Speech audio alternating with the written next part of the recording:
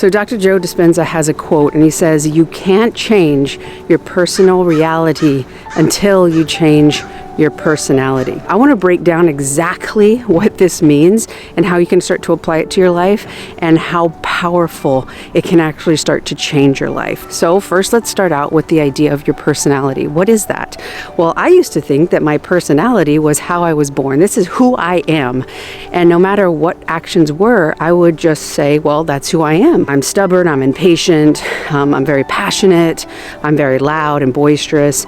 But what I didn't understand was these are interpretations of myself and ways of being that helped me survive and get love and get my needs met when I was a kid. Some of them, yeah, they could be more who I am. And other parts of them were how I thought I needed to be in order to be loved. So starting to even understand, wow, what if some of my personality is actually an outdated coping mechanism? That doesn't mean that you are inauthentic. That simply means that there are ways that you needed to be when you were younger in order to get your needs met that you're unconscious to, and you have adapted that and owned that as if that is you. Now, there's strength in this, but there's also limitation in this, because if that's all you see yourself to be, that could be a positive and that could be a more negative. So your personality is how you think, how you act, and how you feel. It's vital for you to understand that the experiences that have happened in your life, especially early on, from 0 to 7, because you're in theta brainwave, which is programming your subconscious, because of that, you put meanings on it, and you've taken that to be something's okay or it's not okay.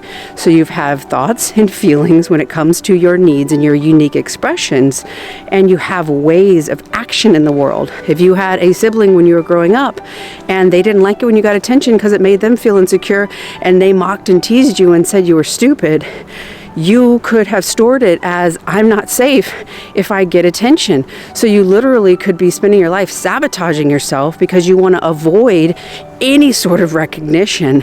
Now, this is to your detriment. Even though the environment is different, you're still responding to that early on environment. And it's important to acknowledge it and to process it and for you to see it with your adult mind. So that quote, you can't change your personal reality. You can't change your experience from your current personality. You can't change your reality by thinking, feeling, and acting in the same way. Now, you do this because it's a state of comfort. It's a state of, I can be this way and be safe. At this point, if you're watching this video, there's a part of your life that you're not satisfied with, that it's bringing you unhappiness or maybe suffering. For me, it was suffering. I kept finding emotionally unavailable people who I didn't feel seen, people who I really wanted to work hard so they would give me a sense of love or they would think I'm okay. So that searching and, fixation on somebody outside of me created that part of my personality, my thoughts and my feelings about myself.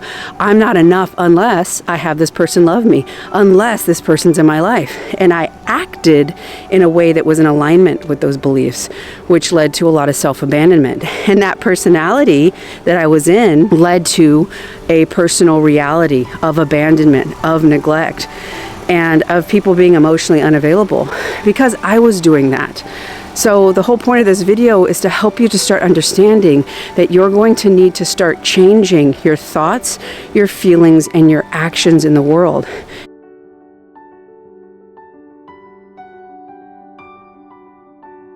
And one thing you can do, especially right now, if you're watching this video in January, you can use this time to kick off the new year with a new you. And what does that mean? Well, what is something that feels just outside your comfort zone, but you don't really see it as something you would do?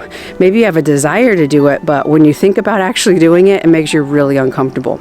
Now, something that would only be like a 2 or a 3 in terms of discomfort, you don't want to trigger a really strong fear response. Maybe you have somebody who you think is attractive, so you just smile and wave at them one day and you're like, oh my God, I can't do that. But what I'm encouraging you to do is try some new behaviors, try some new actions in your life to start to stretch that vision that you have of yourself in your mind. Start to understand, oh, okay, when I was younger, I got made fun of when I got attention. But now I want attention. I want connection. And I'm an adult and I can keep myself safe. I'm not in that environment. So I'm going to start processing that, specifically through somatic therapy. But also I want to try something new. I want to start experimenting. For me, this looks like actually saying what I needed, asking for my needs to be met, even though I felt that the person would reject me and then I'd be all alone. But I knew that the greater danger, the greater loss would be for me to self-abandon again, for me to not emotionally be there for myself. I knew no matter what the person, I asked for something and I thought it would be too much. I feared it would be too much. At the end of it, I had to see, if I don't do this, I am rejecting myself. And if I reject myself, I know the road that goes down. And I don't want to be that way anymore. I don't want to experience that. So I had to change my personality because it's adaptable. It can change. You can make it bigger. And starting to see that experience you want as a part of you moving that way, it's going to take practice. Just as somebody would grow a muscle, they would progressively lift heavier and heavier weight, more and more experience. And that looks like just pushing on that discomfort because it's your comfort zone. That doesn't mean outside the comfort zone is danger. Outside that comfort zone is the unknown. And in the unknown is the experience you're really wanting to have. But you don't have any data of doing that before. Even the kids agree. You don't have an experience of doing that. So it feels like, oh my God, I might die. This is too much. Something bad's going to happen. So what you want to do is your ABCs. Awareness. Okay, this is making me uncomfortable. Maybe you think about going to a poetry reading and you're a writer and you've been scared to share something. So maybe you share something. It makes you uncomfortable. You're a bit afraid. Remember, don't go above like a 3 because you don't want to push a full-fledged reaction, but you're wanting to expand that comfort zone because new personality, new thoughts, new feelings, and new actions. One of the things you can do is start doing new actions that can start to inspire new thoughts and new feelings. Dr. Joe also says that experience is the way you embody information. So actually going through that experience, maybe waving to the person that you think is attractive, maybe just saying hi, and that's all. But when you have that new experience, the concepts you've been taking in, they go as understanding in your mind, but actually having the experience is how your body learns. So you're going to have to be in new experiences to get those new feelings, which can help you to have new thoughts, take new action, and eventually it won't be afraid. Me recording this video right now, I used to be terrified if I was out in public and I was talking to a camera. I would see anybody and I put the camera down. I'd start talking and I put the camera down. This was less than a year ago this was happening. But now I know that what I need to do, me using my voice, is not embarrassing. It's not bad. It's not shameful. It's not something I should hide. And if somebody has a problem with it or makes fun of me or has some opinion, that's their opinion. But my way of being in the world isn't wavering based on the opinions of others. Before, though, I'd say, oh, I don't want them to dislike me because I'm afraid that I'm going to be left and abandoned and I'm going to have nobody. So I better act in a way that I think that they think I should act. So I've left myself in that. So now I wanted to record this video and share this information with you. And walking down the street, sharing this with you is a new way for me to be, for me to stand in my truth, for me to have new experiences. So my body understands that this is safe now.